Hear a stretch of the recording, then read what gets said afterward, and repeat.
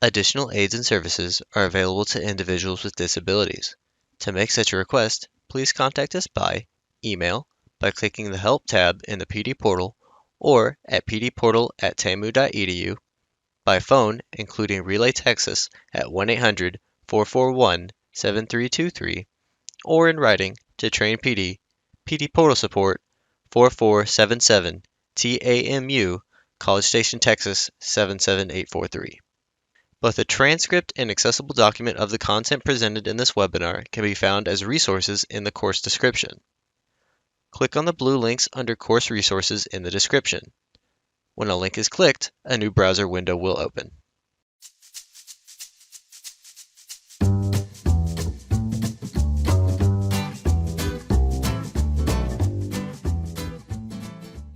I am Krista Mosier. I am the host for Teacher Tuesday, and welcome for Unleash Creativity, Powering Up Your Lessons with Ed Tech. At this time, I will turn it over to Ashley Winkle. Welcome, everybody. Thank you for joining us. My name is Ashley Winkle. I'm the Associate Director of the Distance Education Professional Development Center here at TCOL, and I'm also the Integrating Technology Moderator for LINKS. But previous to this, I was an adult ed teacher, GED, ABE, as well as distance learning and tech coach at Literacy Council of Tyler in Tyler, Texas. So a lot of what I'm going to share today, I'm kind of building from my own experience with integrating technology into the classroom. I'm going to just get started right away. So today our objectives are going to be that by the end of this session, you will leverage best practices for integrating educational technology into instruction. You will implement strategies to enhance teaching and learning using EdTech tools and apply effective practices for seamless technology integration.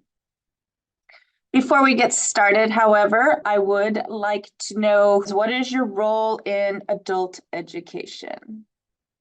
Okay, we've got leadership is number one, it looks like. Lots of distance learning, instructor, coach, career pathways, and support staff. All right, so let's go to our second question. What skills are needed to live, work, and survive in our digital world? Keyboarding, microphone, headset, troubleshooting, email, internet browsing, medical records access. Find, evaluate, organize, create, and communicate information in the digital space. Basic computer skills, how to navigate software programs like Google Classroom. Knowledge of internet, Microsoft, Windows, Google Suite. Basic computer skills. Video meetings, that's another thing that seems to be expected, that we just should know how to do that. Okay, we're going to move on. So you guys brought up a lot of skills for a digital world. These days, we are definitely in a situation that our students, as well as us, we all have to have them, right? I never thought I'd see the day that my dad was on the internet at all. I mean, a computer at all. There was very little else he would be on besides a typewriter, to be honest with you. And now he's like the Facebook king. But it's everywhere and everybody's expected to do it. Medical records, somebody mentioned, this is a big one, right? To access medical records, we now have to be able to do that online. Children's school, I think we really got hit hard on this, especially once pandemic hit. And now we see that our students are using the same tools as their children. So they are using these tools and they don't know how to a lot of times. Sometimes it might be the Remind app, it might be something else. But either way, children's schools are now communicating online. Driver's license. I recently endured this nightmare of an experience, literally like 2 weeks ago, maybe 3, where my driver's license expired accidentally and they wouldn't let me do it online. And then I couldn't just go into the DMV anymore. I had to actually, my friend Rena and I went on a road trip to Huntsville, and we live in College Station, because otherwise I was going to have to wait almost a month to go in and get my driver's license. But everything was digital. They told me if I went into the DMV, they would have just made me set up an appointment. So I might as well do it online. So again, totally digital. And I'm not going to lie, I felt a little frustrated. Job applications. Has anybody seen a paper job application recently? I will tell you, my last paper job application was at Literacy Council of Tyler, and that was in 2013.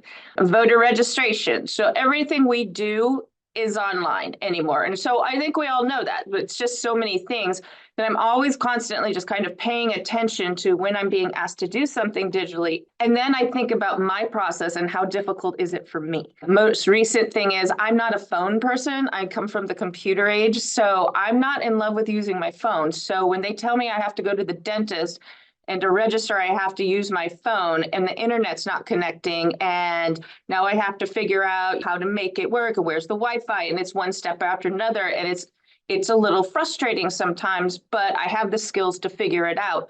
Well, a lot of times our students don't, although I will say I think a lot of times they have more phone skills than I do. The first section that we are going to get into is best practices for integrating digital literacy. To begin with, we want to provide opportunities to practice basic digital literacy regularly. So these are some integration ideas. If nothing else from today, try to find one or two things you could take with you that you might actually realistically get to implement. We all know that our students, most of them are lacking digital literacy skills. Not only are they lacking digital literacy skills, some of them are also second language learners and lacking digital literacy skills. So maybe if you are in an environment that you can do it, try to dedicate 30 minutes of class to practicing those digital literacy skills. How can you do that? Well, we have provided North Star Digital Literacy as well as Computer Essentials with Essential Ed curriculum for everyone to use in the state.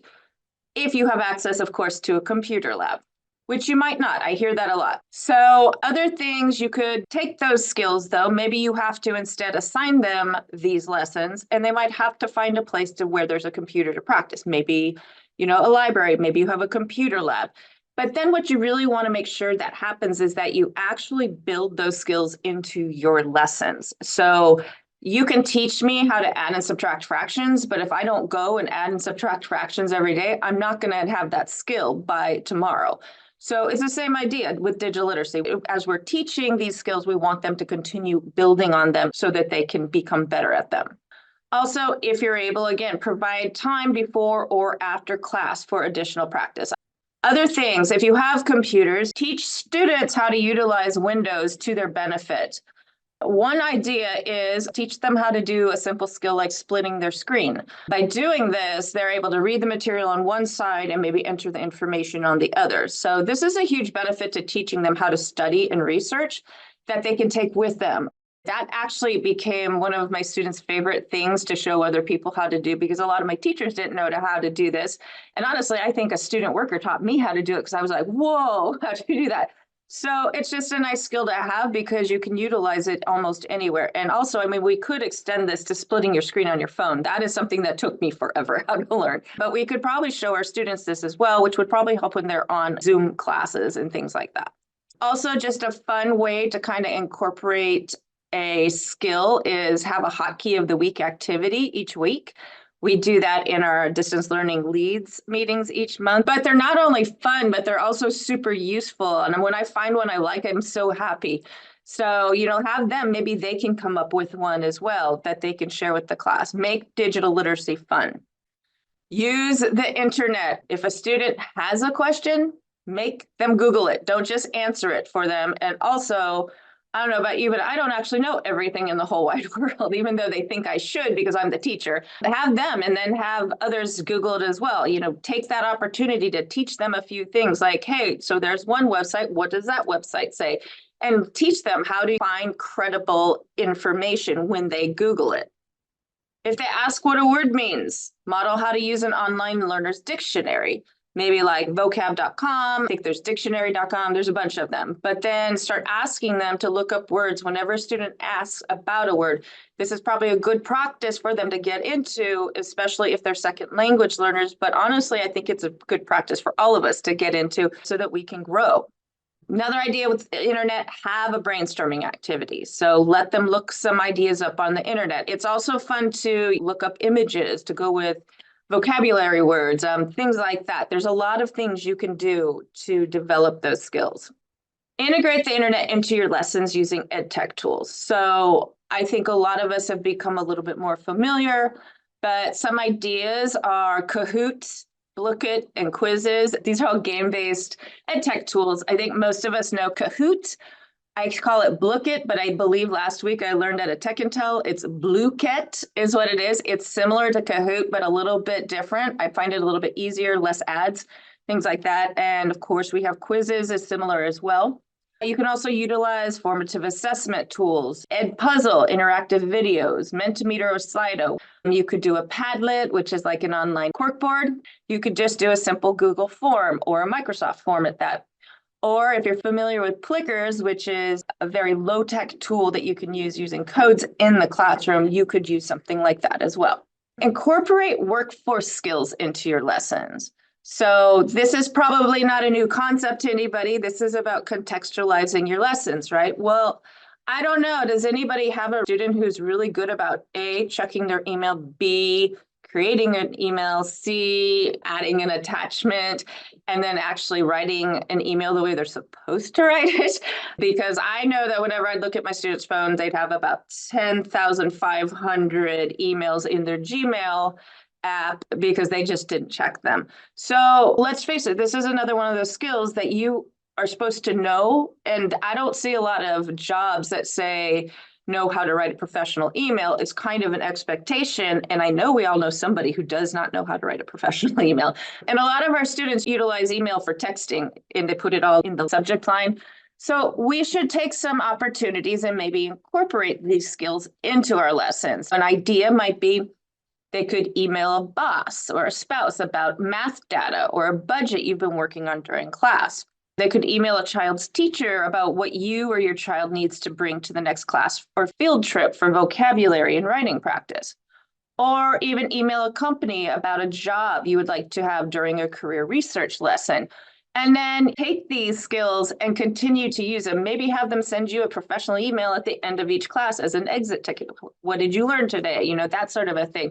Either way, we don't want to stop using them as we're teaching them to them because we want them to build these skills so that they walk out of our door able to utilize and write an email.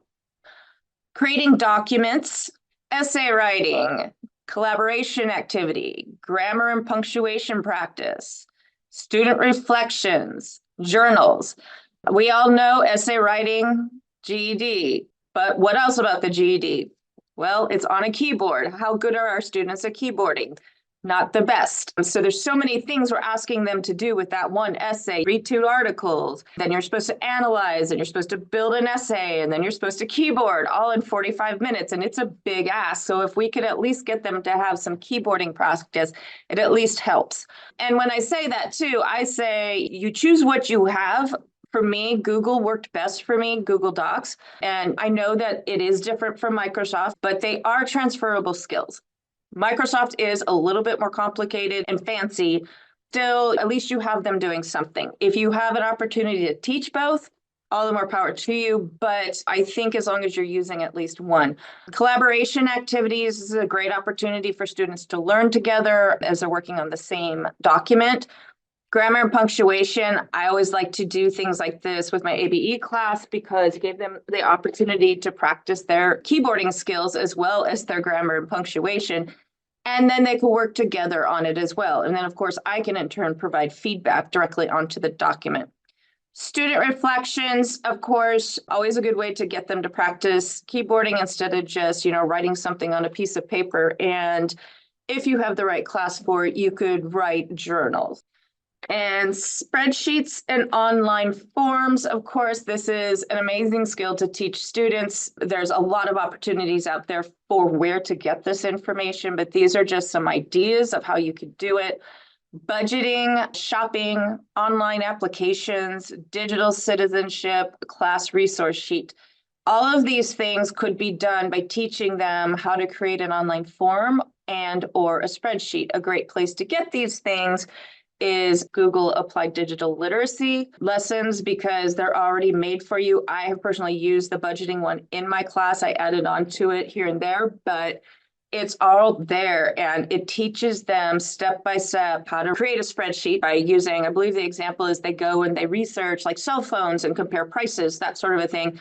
And then they turn around and they create their own budget, which I think is a really good skill to have anyway, because that's something they can take with them. Because you're teaching budgeting, you're teaching a little bit of math, and you're teaching how to create a spreadsheet. So now we're going to get into strategies to enhance teaching, learning, using EdTech tools. So we're going to do this a little bit different. We're going to kind of focus the rest of the session on one EdTech tool. And with this, you may find you want to use the EdTech tool, you may not, but you may get some ideas as we share what can be done with it. So the EdTech tool we're going to be looking at today is Book Creator. So if you're not familiar with Book Creator, it's an EdTech tool.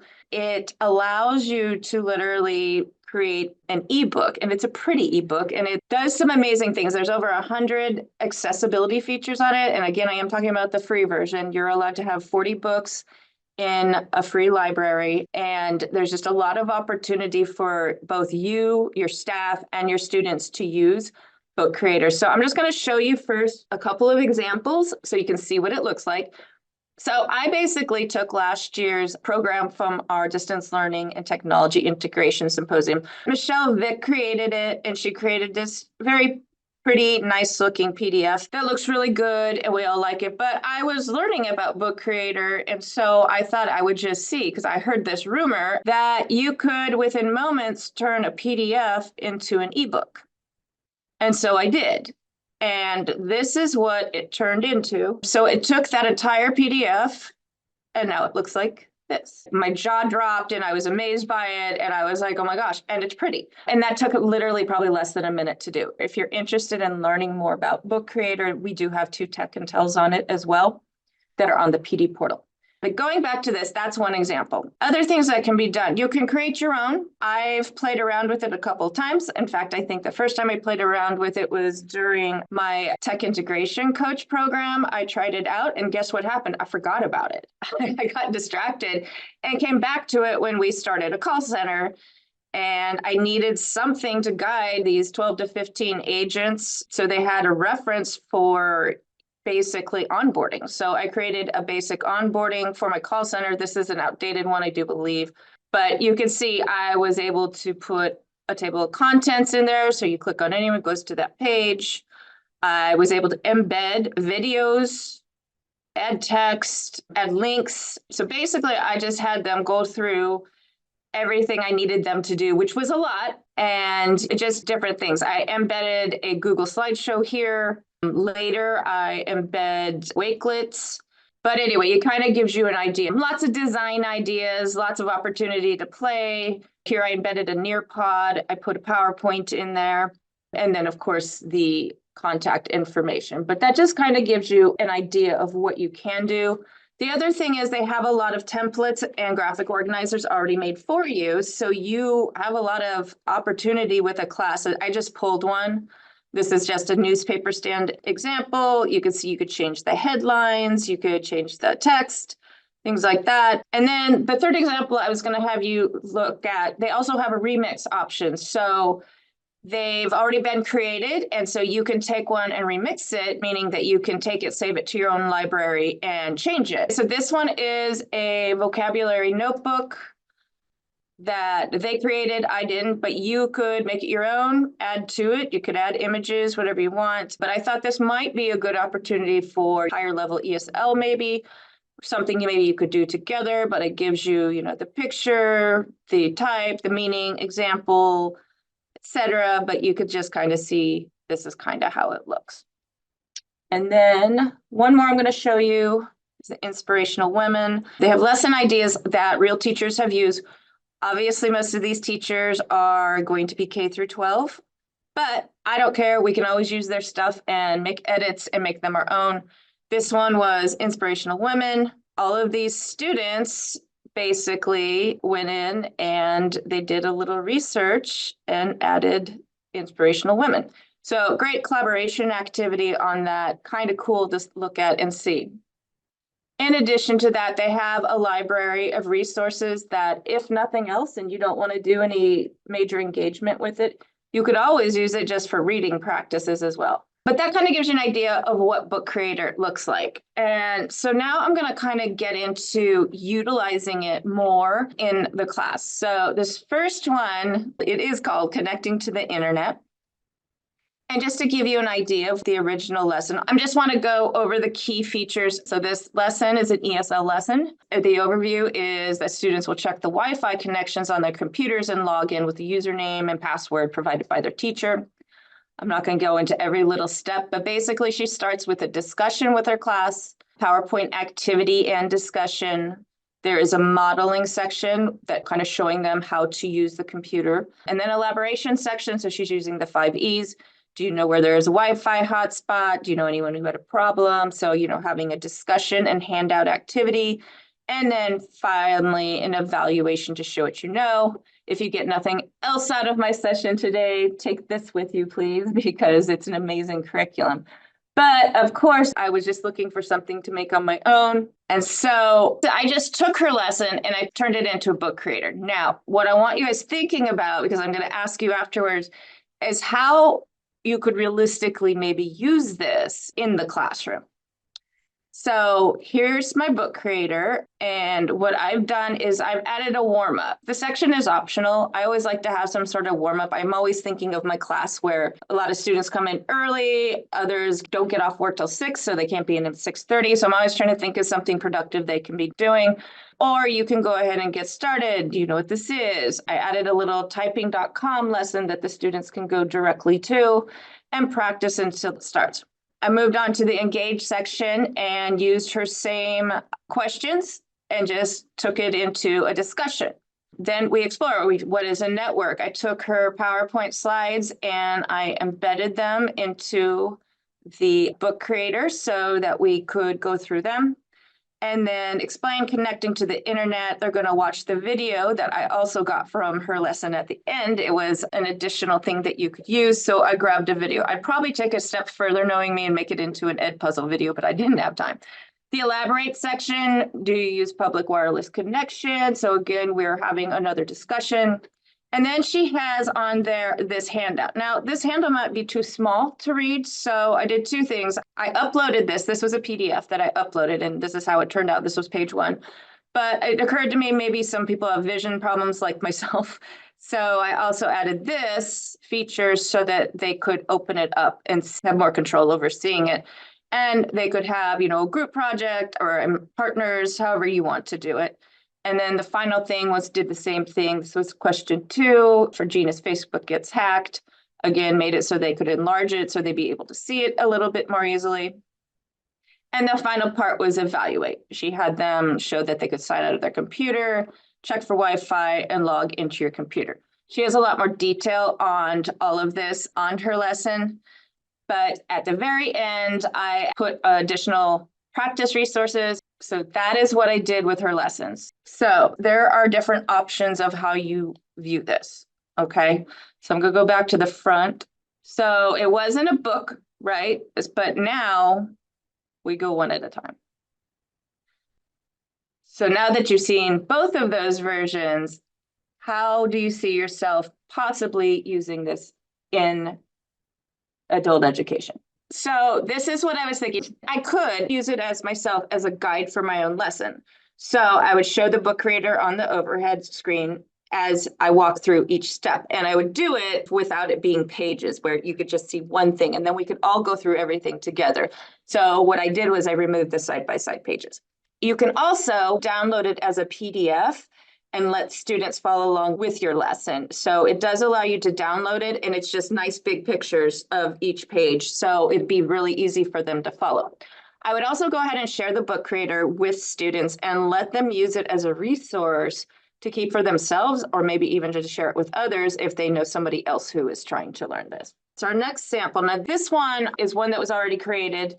I was trying to find things that could be relevant and different things in adult ed. So this time I chose the planets. This is one of those that was remixed. This is what it looks like when I put it in my library. And so you can see it's been read 366 times. And when it says remix this, you just click on that and you're able to make it your own. So this time, the planets. We know that the planets are possibly on GED Science. We've got a 3D adventure through our cosmic neighborhood. This is what we see. And then they have a video embedded. Sort of. It's not really embedded, though. I have to go outside of it. When you put a YouTube video, it tends to embed right into it. Here we've got them interacting with it, where they're going to enter the answers. Watch this video and you can make changes on your answers. They've got a little GIF there.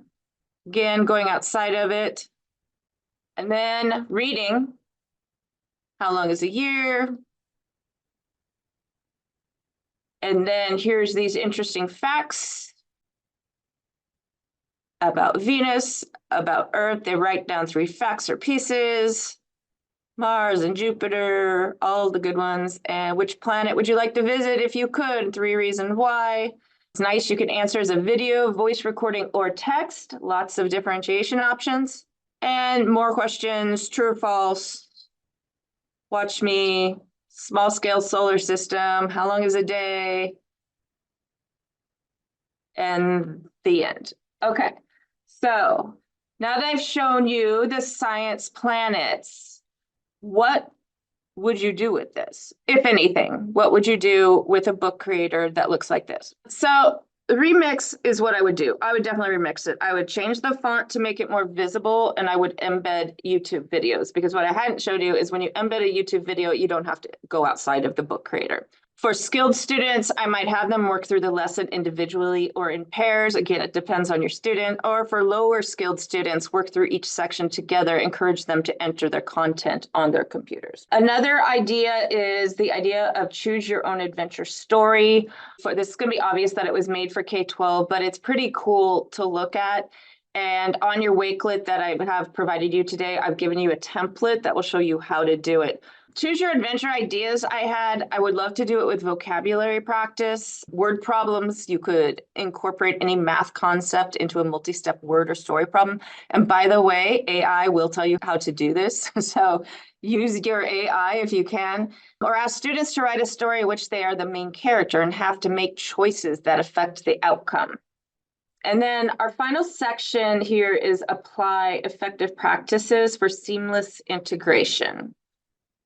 So using Book Creator in the adult ed classroom, there are multiple ways you can do this. Allow students to create their own books on topics that interest them. The nice thing is you can provide feedback and guidance to students as they're creating those books, especially if you have them all in the same library, you're able to see what they're doing while they're doing it. Encourage collaboration and communication. Integrate Book Creator with other tools and platforms such as Google Classroom, Flipgrid, and Microsoft Teams. It also now integrates into Wakelet. In case you did not know that, I think I did it on the Wakelet we have, so you can actually go into the Book Creator itself. Some more ideas in adult ed. Creating a digital portfolio to showcase student work and reflect on their learning progress. Making a choose your own adventure story to practice narrative writing and decision-making skills. Designing, they could design a how-to guide to demonstrate procedural knowledge and explain a process or skill. They could produce a podcast to explore a topic of interest and share opinions and insights. Or they could develop a scrapbook to document a field trip or special events and capture memories and emotions. What always comes to mind when I read that last one is Glenda. She always had her students go on, I think, a scavenger hunt using their cell phones, but maybe an idea, something like that. They have to go find things and then they have to learn how to embed this into their book creator. Students using Book Creator, these are ideas for what they could do. They could do an about me. I love the idea of doing something like this at the beginning of the year, or an introduction, or what I really like is I'd love to do that with distance learning only students who we really struggle with building that online community with in the first place. So let's get to know each other and do it on a book creator. Career exploration, you could create an entire e-portfolio for yourself, a digital portfolio, which I've actually thought about turning my Google Site one into a book creator instead. You could also create math riddles or word problems that they could do. You could record a science experiment, journals, or you could create a visual dictionary. And there are so many other things that you can do with Book Creator. I've put all the resources on the Wakelet to get you going on that. What are 1 to new strategies or ideas you'll implement right away to integrate technology more meaningfully into your instruction? And this doesn't have to be specific to Book Creator. You may have heard something else, or you may have just had some ideas from Book Creator that you would just like to try out on your own. Let's see, Book Creator to introduce new concept, getting the students involved, not just reading. Book Creator to help with onboarding new staff. I used to do a Uniquely Me book with ESL students in paper form. This would be a great digital alternative. I love that. Yeah, I thought about something like that too. I did a mission statement and I had them create PowerPoints. And that was probably one of my favorite activities. See, I like the idea of putting SOPs in there just for me so that I have one place I can just find them all right away. I could think of all sorts of things. Actually, I created like a contribution book, I guess is what I'm thinking, like a program recently. So there's a lot of opportunities that you could use in your personal life as well as your professional life. I do know that this is a little bit more difficult, a higher level if you're going to have the students use it. But what I like about it is you don't just have to use it for the students. It can be used in a lot of different ways. We are going to be doing an immigrant stories night and creating books. I love that. This would be a great way to digitize these stories. Yeah, I love that idea. I would love to see if anybody uses it, what you guys do, because it's making me very sad not to be teaching when I see things like this. We just want to remind you that, in case you didn't know, there's a call center. If you know me, you hear me about it every 2 seconds, but we are here for all your technical needs. I'm not going to read this whole slide. This is my information. I will just kind of show you real briefly, but this is what it looks like once you open it. If you would prefer a PDF version, you can make one, but I've included you in a library invite for Book Creator that you can try it out if you want to. Like, you can create your own books in my library and kind of check out some of the ones that I saved for you in case you want to play around with it a little bit yourself. Go ahead and use my account to do it. And then I included Glenda's amazing lesson along with the DART curriculum and the Book Creator app itself, my connecting to the internet adult lesson, and then some suggestions made by other teachers. Also the links community, if you're not on it, I encourage you to join it because there's lots of great ideas on there as well. And then my information, of course. And if you need anything or need to get in touch with me, you can always call the call center or feel free to reach out to me with my information. Yes, if you have any questions, just let me know. Thank you so much, Ashley. This is wonderful as usual. I do want to remind everybody, if you want to learn more about this, we do have 2 tech and tells on this. The first one gives you the very basics of getting started, and the second one gives you the actual how to do Book Creators. So if you haven't checked it out and you think somebody could utilize it, please go check those out on the PD portal. Thank you, everybody. We hope you enjoyed this pre-recorded webinar. After you have passed the final test with a score of 80% or greater and have received your certificate of completion, please take a few moments to complete the course evaluation. Participant feedback helps Train PD at TCAL continue to provide high-quality professional development. To leave a course feedback, please go to the completed portion of your transcript. To do this, hover over the My Learning tab and select View Your Transcript. Click on the drop-down arrow next to the word Active and select Completed. Then, click Evaluate in the drop-down menu next to the course you just completed. Please note that your feedback is greatly appreciated.